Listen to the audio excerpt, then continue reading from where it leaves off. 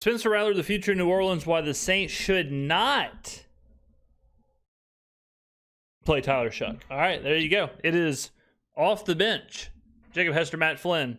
Now, I'm not going to lie. When I saw this, I was a little befuddled. I was surprised. The first part, whatever. Second part, interesting. So I'm interested to hear their thoughts on why they should not play Tyler Shough. I'm also interested in the latest Tulane helmets. Oh my God. Did y'all see the Tulane City Edition helmets? These are the greatest helmets in the history of sports. Better than hockey goalie helmets, NASCAR helmets, F1 helmets, baseball helmets, football helmets, whatever. I don't usually do this. I don't usually flex, but if anyone knows, anyone that works with the Tulane marketing, football, athletics, whatever, get them this video. I need one of those helmets for the studio. All right, I'm the face of the franchise. I'm the most watched, most listened to voice in the entire city. Okay, I am New Orleans sports. If anyone should have one of these helmets, it's me. So have them get in touch with my people. All right, the hell was I talking about? Let's go. Matt Flynn, bottom of his shoe. Very clean. Very clean. A lot of chatter about Spencer Rattler, and you knew it was going to happen as soon as he had one game where he had some turnovers. It was going to be, I need to see Tyler Shough. You got to see what you drafted. And again, I'm just telling you, 40th overall does not guarantee you anything. And you say, well, you got to know. True. You got to know. Well, he had a shot to win the job at a training camp, and he didn't do it. So I say this all the time, and Jacob just mentioned it. He played in the NFL. I did not. I did win multiple 3-on-3 flag football championships, but that's neither here nor there. People said this about Trey Lance whenever he was with the 49ers. Like, you got to see what you have in him. You traded for him. You got to see what you got. Ladies and gentlemen, don't forget, like, he's in the building.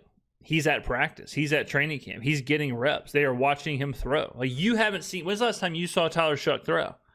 Preseason, right? Well, you know the last time Kellen Moore saw Tyler Shough throw? Today, right?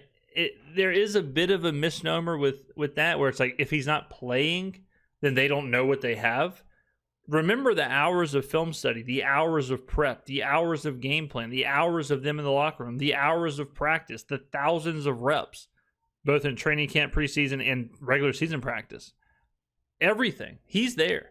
Now, that's not to say that there's not value in him playing in the actual game, but things are happening, and we have no idea what those things are.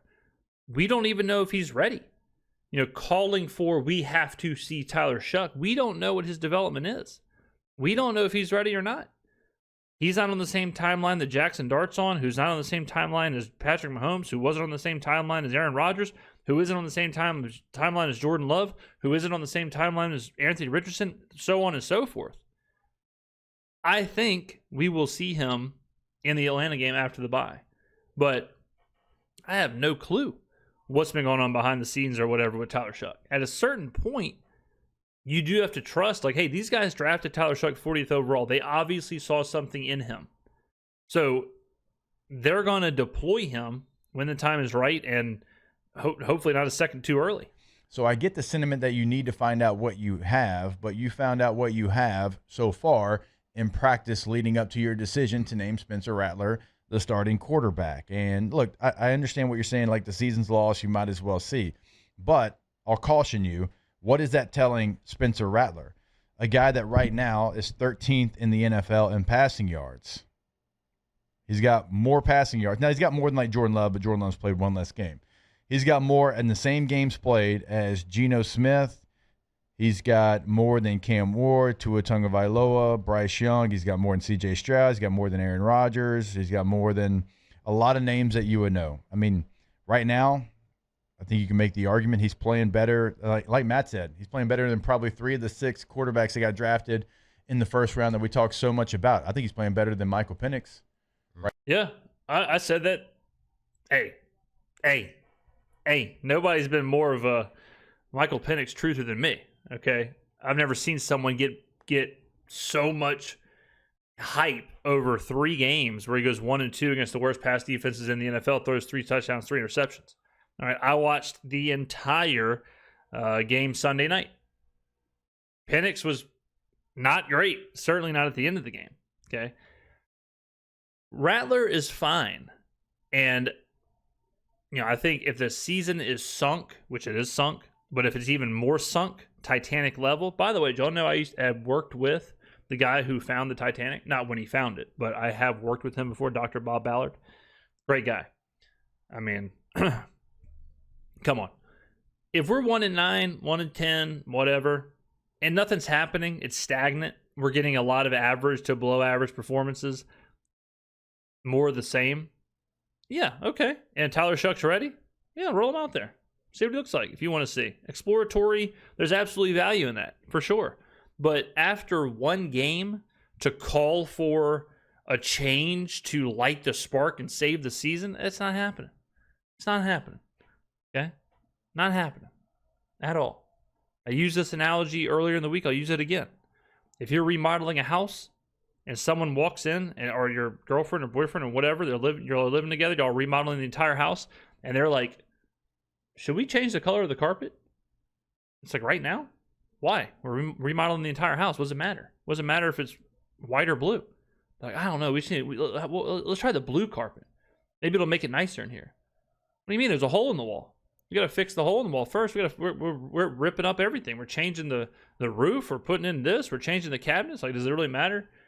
I mean, I guess we can, but what's the rush? Right now. Mm-hmm. So, go watch Penix play on Sunday. Like, game on the line. Ball's in the dirt. Ball's out of bounds. Ball's thrown over his head.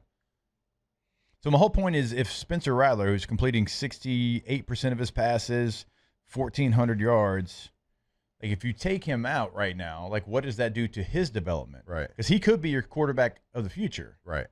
So if you take him out right now, you put Tyler Shough in for 4 games. That's 4 games that Spencer Rattler does not get to continue to develop what he's done so far this year. Yeah, you are in a weird situation. It's a very weird spot because Spencer Rattler does not have the equity of a high draft pick, right? Like, if you're a first overall pick, like Cam Ward ain't getting benched, okay? Cam Ward is going to have time to see what's going on. Bryce Young is still getting time, okay? Then you have Tyler Shough, who he's high enough of a pick, second-round pick, 40th overall, to where the fan base and the coaching staff probably does want to see what he has. If he was a 4th-round pick, 5th-round pick, 6th-round pick, 7th-round pick, it's like, there's really no reason to see. Like, it's not that big of a deal. But they're both simultaneously in this weird spot, where Rattler's in this weird spot of, because he's a 5th-rounder, because he was at the previous regime, because of all this stuff, he can only have a couple of mediocre performances before you just move off of him. Someone used Sam Howell as an example, and that's a great example. Sam Howell was a late-round pick. He played pretty well early on in Washington, but the second it wasn't looking good, see you later. All right, Drew Lock has been another guy who, at times, it's like, okay, let's see what we have in Drew Lock. And then the second it ain't working, see you later. All right? And that's the weird world we're in with these guys. If Tyler Shough was a first-round pick, he probably would have started the season. Or he probably would have already played.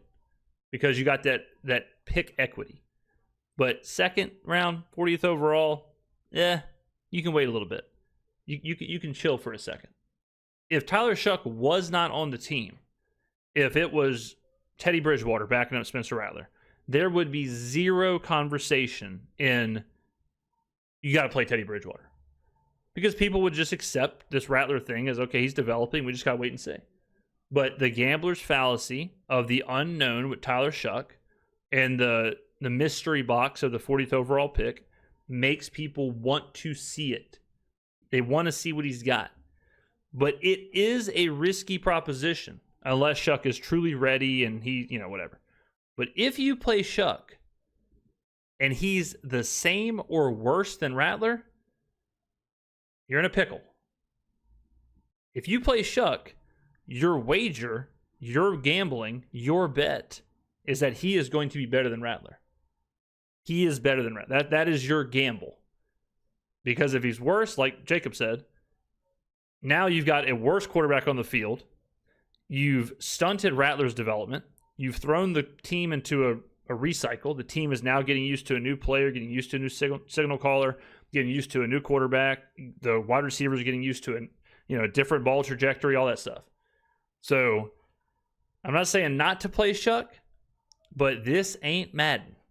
And you got to have a lot of questions and a lot of reasons to play him and bench Rattler.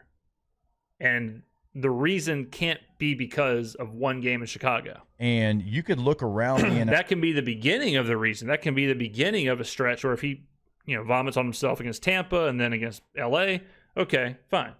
Sure.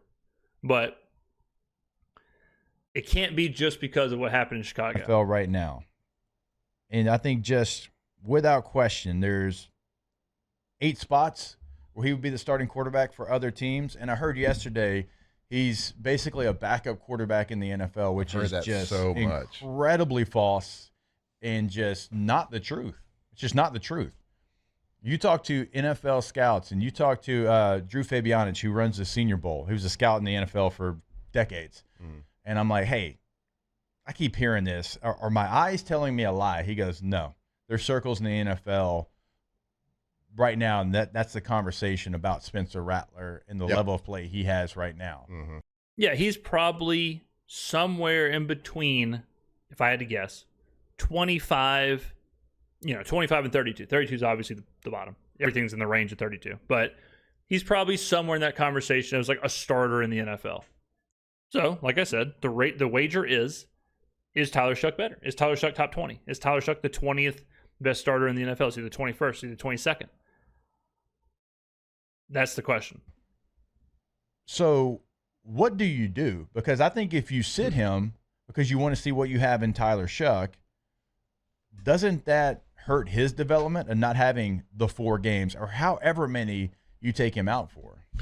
Yeah, and I think that, to give, credence to people's concern and, the voice. So, it's not just a couple people saying it. I've been getting, just absolutely blown up on Twitter since the game because I've been out there, trying to put out those flames and people conversations why would you want to do that? So now to give credence to that, at a certain point, if you only have one win and it's at the end of the season, we're talking about the end, back half of December, and you want to get some people some extra playing time, I think at that point it's fine. But yeah, agreed. And honestly, that's why I keep saying the Atlanta game is 3 games away. So it's basically a month away. Well, it's actually 4. So we have 3 games in between then and now. We have the Buccaneers, the Rams, and the Panthers. So it's 5 weeks because then you have the bye week and then you have Atlanta. So a full month we're talking about. I think at that point, if you still have 1 or 2 wins and nothing's really changing, yeah, okay, sure. See what you got. Similar kind of to when they played Hainer last year. Now, was that a mistake? Was that what it is what it is. But I think if you really just want to see, and you've given at that point, you've given Rattler we're 1-6, so now you give him 3 extra games. All right, so you have a 10-game sample plus a bye week. All right, if you want to sit him down, let Shough take over for a couple of games, see what you have there. If it's not working out, if it's really bad, just go back to Rattler. And then, okay, that way you know. That way you kind of have a good idea moving forward. I could totally understand that. But after Seattle or after some of these earlier games or even after Chicago, I think that's too early on to where you run the risk of flip-flopping. You run the risk of Shough not being good, and then all of a sudden you got to go back to Rattler. But now Rattler's played for 6 games, and he sat for 3 or 4, and then now he's back. And then what? At that point, it's too much. I think you turn to Shough at week 11 with the mindset of he's going to play the rest of the year if everything works out, and that's kind of has to be your mindset. Your mindset cannot be, well, we'll play Shough against Atlanta, and then we'll play Rattler the next game, or we'll rotate. That can't be it. That's a disaster. That's a nightmare. You got 2 quarterbacks, you got no quarterbacks. So if that's the mindset, all right, we're gonna give Shough this remaining 6-7 games, 6-7 weeks, and then we'll know where we are moving forward. Okay, but then what? you go into next offseason in a quarterback battle? Do you repeat what you just did to where you don't draft a quarterback or you don't sign somebody and then all of a sudden we're in another quarterback competition with Spencer Rattler and Tyler Shough and we're wondering all offseason, okay, who's going to be the starter this time? Round 2, like Apollo Creed and Rocky? They're going to go back at it? That seems kind of weird, doesn't it? Doesn't it seem kind of... Has that ever happened before in the history of the NFL where you have a quarterback battle, go into a season, and then the next offseason you have the exact same quarterback battle? That'd be crazy. I mean, that would be nuts. That's the first time I've really thought about it. The first time I really thought about it was right now, is if you play Rattler, which he played, and then you play Shough, and then they're relatively even-ish, and then you go into the offseason and you don't draft a quarterback, what do you do then? Because it kind of is a quarterback competition again with the exact same cast of characters, minus Jake Haener. Sitting here in mid-October, and you got a quarterback that is, I'm going to call it his first real year as being a starter. Last year, let's take that out. His first top 4 pass catchers or 5 pass catchers. Yeah, I mean, he's a rookie. He's not a rookie in the sense of actual chronological years played or whatever, but he played 6.25 games last year with an interim head coach, an offensive coordinator who's in Seattle. There's a new head coach, new offensive coordinator, new everything, and he was thrown to MVS and Cedric Wilson. For the most part, he's a rookie. Absolute in shambles. So this is a kid that is shown that he can make every throw. He can make the read. He can execute an offense.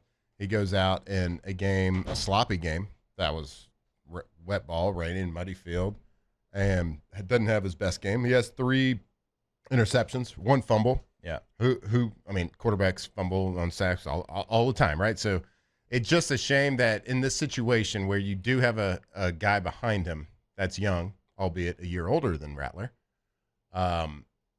he is a second-round draft pick, and everybody just wants to see. Yeah. So Rattler basically has to play perfect. Yeah, he has to. It is weird. He has to play perfect. Well, it's not weird, but he has to play perfect. Up until this point, he had 1 turnover. And now he has a horrible game, no doubt, whatever. And now it's all right, see ya. Seen enough. He does kind of have to play perfect because he is battling that unknown. He is battling that, well, you never know what you got. No clue. Other than 25 quarterbacks out there in the NFL that are starting for them to shut up. Mm-hmm. But then you have 1 bad game. And I'm not even going to say as a whole is bad. It's bad because of the picks, but you look at the picks, this first one, bad throw. Okay? See bad throws all over the place. It was a bad throw. It's unexcusable. There's no excuse for it. He would say, my God, that was terrible. Mm-hmm. Second one, pushes the ball down the field, points. Safety makes a play because he points. That's a thing. That's something to learn from right there. Yeah. He was open. Once he pointed, if he threw a little split second earlier, he gets it there. It ends up, I think it was 2nd down. You don't want to throw that pick, but at the end of the day, it becomes about a 50-yard punt. Yeah. So, that's how we would always look at it in the quarterback room. I don't want you to do that. We lost the ball. I don't know what would have happened on 3rd down, but let's throw it away and see what happens. But you know what? It's not the end of the world because it's bad on the stat sheet because you get an extra pick, but it turns out to be a 45, 50-yard punt. They get it backed up anyway. So we live with it. We move on. Let's wash that one. Let's improve from it. The 3rd pick, 4th down, who knows? It was 2-man route. 2-man route. It was you see that play all the time. Kamara kind of thought bailed to the flat too early. Didn't give any presence of a play action fake. He got knocked down. Yeah, he got knocked down. So you got to throw it. It looks bad, but what are you going to do? It's 4th down. You can't take a sack. You got to try something. So not making excuses. Certainly, he's done a great job. A bad game. It's a bad game, and you can do this for any quarterback. You can do this for Baker Mayfield against the Lions, or Sam Darnold against the Texans, or Michael Penix and Son. Quarterbacks have bad games, and it's inexcusable. Yeah, how many times have you seen a quarterback make a throw where you're like, what are you looking at? You're throwing into triple coverage. You threw it right into the defender's chest. What's going on here? Happens. Inexcusable, part of the game, whatever. 100%. Rattler had a bad game. And let me make this clear because I can already see the comments. I am not saying that no matter what, you play Rattler. I am not saying he's the future. I am not saying he's the long-term answer. I am not saying he's good. What I'm saying is if you make the change, you better understand the domino effect and you better have a reason. You either believe Tyler Shough is better, you think that he's got more to offer, you're ready to stick with him for the rest of the year, whatever. There is a lot of implications that go into this change more than me no likey losey. Like, it has to be more than that. It cannot be because you're throwing a fit and breaking your controller and crying all over your Dragon Ball Z pajamas. That can't be it. It's got to be a legitimate football decision of why you make this change. It cannot be just because you want to, or just because you want to make a change, or just because, and this is something else too that I think Matt Flynn is talking about and seems like he's frustrated with, is the noise. As the biggest voice in this space, I can go ahead and tell you, you got to block out the noise, because you're going to have 50% of people who want Kellen Moore fired. You're going to have 50% of people who like him. You're going to have 50% of people who want Spencer Rattler to build a statue of Spencer Rattler. You got 50% of people who want him released and Tyler Shough starting. It just is what it is. And sometimes you got to remember, and this goes for content creators or people just fans of the team or whatever, what you're reading on Reddit and comments and stuff like that. A lot of the time, this noise is in the Saints subreddit and the comment sections of videos on Twitter, but it ain't in the locker room, and it ain't in the coach's office, and it's not happening in the building. And sometimes you got to sit back and say, just like what I'm talking about, right? Like when I'm saying you got to make the decision because it's a football decision. You can't make it because you want to. You can't make it because you're frustrated with the Bears' loss. I'm not talking to Kellen Moore. Kellen Moore's not thinking any of that. Kellen Moore's not wearing his Dragon Ball Z Piccolo pajamas to the office. He doesn't care. He understands. He's the head coach of the New Orleans Saints. He understands the process. He understands what this thing is. And then I'm like, well, who the hell am I even talking to? I'm talking to Tyler Shough 6969 on Reddit. I'm talking, like, you got to remember sometimes that the noise is only the noise. And it's not actually what's happening in the process and in the room, in the locker room, whatever. When Tyler Shough is ready and when the decision has to be made, I got full faith that Kellen Moore will make the right decision. 100%. So I've said it before. Sometimes what to do is nothing. And I feel like right now, what to do is nothing. Now, come the bye week, we'll see. We'll reassess what happened in the Tampa game, what happened in the Rams game, what happened in the Carolina game. We'll see. Then we can reassess. Protecting the football. Yeah. That's why none of these haters could say anything, because he has protected the football and look efficient. But like you said, as soon as he did. You talk to people in the NFL, this guy's a starting quarterback in the NFL. Yeah. I'm not saying he's a top 5, top 10 quarterback. Yeah. At least right now. I mean, but like, come on, he's starting in Miami. He's starting for the Jets. He's starting for the Houston He's starting Texans. In Cleveland. Controversial yet brave right there. CJ Stroud, he's another guy who was anointed early. He was the franchise quarterback, best rookie quarterback we've seen in a long time. And now, got a lot of questions about Stroud. Now, granted, his offensive line's bad. I don't think Stroud's as bad as people make him out to either. That's another great example. I think the noise is kind of split on Stroud, but I think in the building they're pretty comfortable with what he's got going on. They just got to do a better job of protecting him and all that stuff. Tennessee, Vegas. Anybody else? Any other top ones like kind of come? I mean, Carolina, probably Arizona playing. Arizona. Like I'm done with Kyler Murray. Yeah. So is Arizona. I think Jacoby Brissett has that offense playing better. I know. So my whole point is, I get what you're saying, wanting to see what you drafted. I get it. But my point is, like, 40th overall doesn't guarantee you anything. 14th overall, it does. Yeah. Now, yeah. if you do this, which it does seem like. Well, great point with Michael Penix.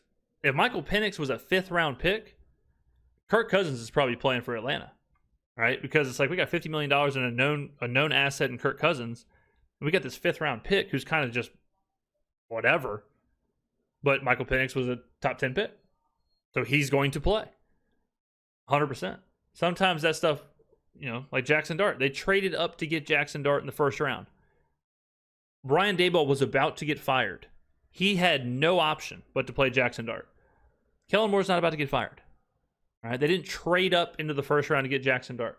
It is Or inevitable. to get Tyler Shough. At some point, it will happen. If you do this, you just have to know that it is going to change the growth of Spencer Rattler. Mhm. And I think Spencer Rattler is somebody you can grow with. Now, Tyler Shough might be really, really good. He might. But, again, Spencer Rattler beat him out in camp. I don't care if it was close. I don't care if it was by a mile. Yeah. A second-year quarterback that you drafted in the 5th round beat out a quarterback that you drafted just a year later in the 2nd round. It's not like you went with Spencer Rattler because he was a 7th-year guy and you wanted a vet in there. He was a 2nd-year guy that only had a handful of starts under his belt, and he beat out Tyler Shough. So when you say you got to see what you have in Tyler Shough, they saw enough from both to make the decision to go with Rattler out of camp. Flip-flop, if Tyler Shough would have won the battle in camp and Tyler Shough started instead of Spencer Rattler and everything played out the exact same way, I would not say to bench Tyler Shough. That wouldn't make any sense. I wouldn't say, all right, you got to bench Shough. We got to see what we have in Rattler. Time to see. It would be the exact same thing. I would say, yep, okay, Shough is, he's figuring it out. He's had some ups and downs, some good, some bad. We'll see. We'll see. I mean, go into the bye week, whatever. So I think it's the exact same. The problem or the riddle or what a paradox is that they're kind of the exact same situation, exact same player. They're both the same age. They're both the same situation. They're kind of schematically the same.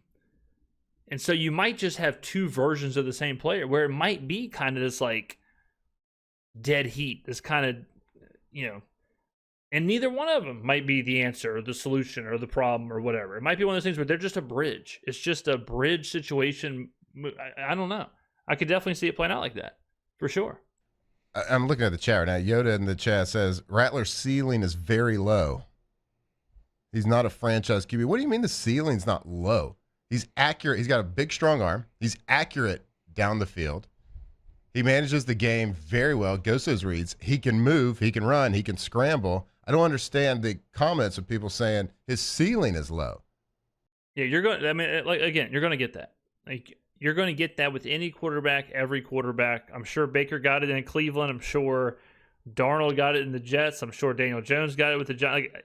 You're going to get that with a quarterback when there is some adversity or there is some like it's a polarizing topic. There's a polarizing situation between Rattler and Shough. One thing that I'm not a big fan of is the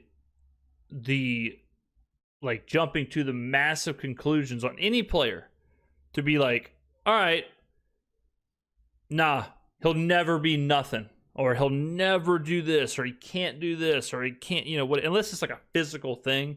Like if you can see physically, like a player's not going to, physically grow. His arm's not going to physically get stronger or whatever. But if it's just, you're just kind of putting the stamp like, nope, I've seen enough. Nah, through 6 games or 10 games or whatever. I think that's, that's kind of a rough way to do analysis. So if you don't like Rattler, like he's not your guy. That's fine. You don't have to be a fan or whatever. But I do think some of the conversations of like he'll never win a game. Yeah, it's like I don't know. He's got all the athleticism. He's got the arm. He's got the accuracy. He's had some issues. Like he's thrown some inaccurate passes. But watch the entire NFL. Nobody makes perfect throws every time. I don't understand this is not a knock against Shough. We hadn't seen him might be great. Yeah. I don't know, but yeah, I don't understand. I think what Matt is kind of saying and getting at is that I don't understand I don't want to say hate. Hate's a bit dramatic, but I don't understand I've never seen a fan base, and maybe it's because I don't focus on other fan bases or whatever, but I've never seen a fan base that is so anti their own quarterback. at this point in their career. I can understand if it was like 2 years of this or 3 years of this. Like, I can understand Miami's like, I am done with Tua. Yeah, you paid him $270 million and you've seen it for years and years and whatever. But I just can't imagine Tennessee's like, all right, I am done with Cam Ward. I am done. You know, like, it's just hard to... Here is a fact. This is a fact. Rattler's biggest detractors are Saints fans. Shough's biggest detractors are Saints fans. 100%.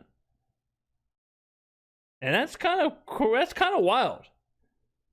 That's kind of nuts at this point.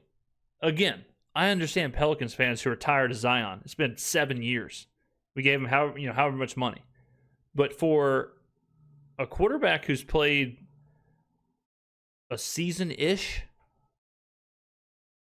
in a rebuilding team, like, it's amazing the negativity, or it's amazing how polarizing both players are within the same fan base. What I'm saying is the starting quarterback right now should not be benched. No. For any reason right now in the season. Now, if you still have one loss and whatever later in the season, that's the time to have the conversation. But I'm so sick. Like, I would be interested to know what Atlanta, like, is Atlanta's fan base split on Michael Penix and Cousins?